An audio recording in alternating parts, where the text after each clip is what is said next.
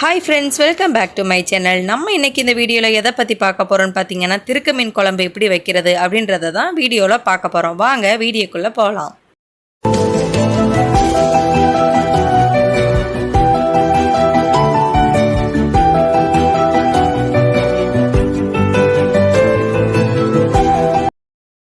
தேவையான பொருட்கள் பார்த்துடலாம். சின்ன வெங்காயம் ஒரு 10 வெங்காயம் பொடி பொடியாக நறுக்கி வச்சுருக்கேன். ஒரு 2 தக்காளி, கடுகு, வெந்தயம், சீரகம், கருவேப்பிலை, ஒரு பச்சை மிளகாய் எடுத்திருக்கேன். நம்ம தேவையான அளவு மிளகு சேர்த்துக்கரலாம். ஏன்னா கொஞ்சம் காரம் அதிகமாக இருக்கும். இது கூட கொஞ்சமாக நான் வெள்ளைப்பூடு சேர்த்துருக்கேன். ஒரு 10 பல்லு வெள்ளைப்பூடு சேர்த்துருக்கேன். இதை நல்லா நம்ம அரைச்சி எடுத்துக்கரலாம். இந்தளவு அரைச்சி எடுத்துக்கிட்டால் போதும். மீனையுமே பார்த்தீங்கன்னா நல்லா அலசி எடுத்துக்கிட்டேன். இதில் திருக்க மீனில் பார்த்தீங்கன்னா பொடி பொடியாக மண் ஒட்டி இருக்கும். அதனால 2-3 தடவை நம்ம நல்லா அலசி எடுத்துக்கிறணும். நானுமே நல்லாவே அலசி எடுத்துக்கிட்டேன். கடாய் பார்த்தீங்கன்னா நல்லாவே ஹீட் ஆயிடுச்சு. இப்போ நம்ம தேவையான அளவு எண்ணெயுமே ஊற்றிக்கலாம். எண்ணெயுமே நல்லா ஹீட் ஆயிடுச்சு. இதில் பார்த்தீங்கன்னா கொஞ்சமாக நான் கடுகு சேர்த்துக்கிறேன். அதோட கொஞ்சமாக வெந்தயமும் சீரகமுமே கொஞ்சமாக சேர்த்துக்கிறேன். அதுக்கப்புறம் பார்த்தீங்கன்னா கொஞ்சமாக கருவேப்பிலையும் ஒரு பச்சை மிளகாய் மட்டும் சேர்த்துக்கிறேன். அதிகமாக காரம் வேணாம் அப்படின்றனால நான் ஒரு பச்சை மிளகாய் மட்டும்தான் எடுத்திருக்கேன். ஏன்னா இதோட நம்ம மிளகுமே சேர்த்துருக்கோம். இப்போ பொடி பொடியாக நறுக்கி வச்சுருந்த வெங்காயத்தையுமே போட்டு நான் நல்லா வதக்கி எடுத்துக்கிறேன். நல்லா வதக்கட்டும்.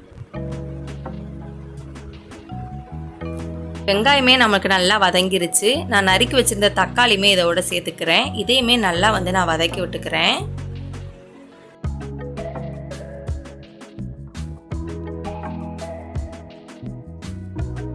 தக்காளியுமே நல்லாவே வதங்கிருச்சு. நம்ம அரைச்சி வச்சுருந்த வெள்ளைப்பூடையுமே மிளகுமே இதில் நம்ம சேர்த்துக்கிறோம். இதையுமே நல்லா நம்ம வதக்கி விட்டுக்கலாம்.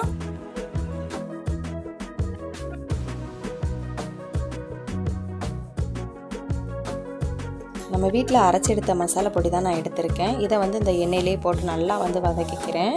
இது நல்லா வதக்கி எடுத்துக்கிறணும். அப்போ தான் நம்மளுக்கு அந்த பச்சை வாசனைலாம் போகும். மீன் குழம்பு நல்லா டேஸ்ட்டாக இருக்கும். இந்த மாதிரி நல்லா வதக்கி விட்டுருவோம்.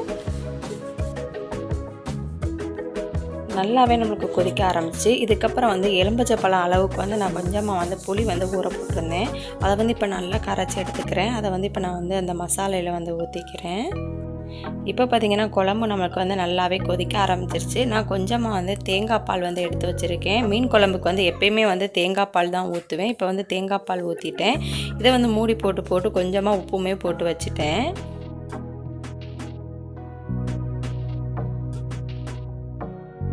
குழம்பு பார்த்திங்கன்னா நல்லா கொதிக்க ஆரம்பிச்சிருச்சு. எண்ணெயெல்லாம் திரிஞ்சு வர ஆரம்பிச்சிருச்சு. இதுக்கப்புறம் நம்ம அந்த மீன் போட ஆரம்பிச்சிடலாம். மீன் போட்டு ஒரு 5 நிமிஷம் வச்சு நம்ம இறக்கிடலாம். எண்ணெய் நம்மளுக்கு நல்லாவே திரிஞ்சு வர ஆரம்பிக்கணும்.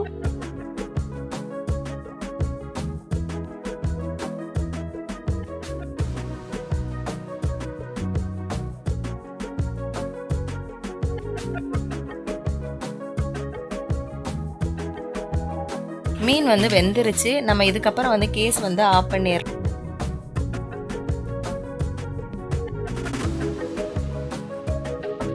சுவையான திருக்க மீன் குழம்பு இப்போ ரெடி ஆயிடுச்சு. சுடு சாதத்தில் இந்த குழம்பு ஊற்றி சாப்பிட்டோம்னா நல்ல ஒரு டேஸ்ட்டாக இருக்கும்.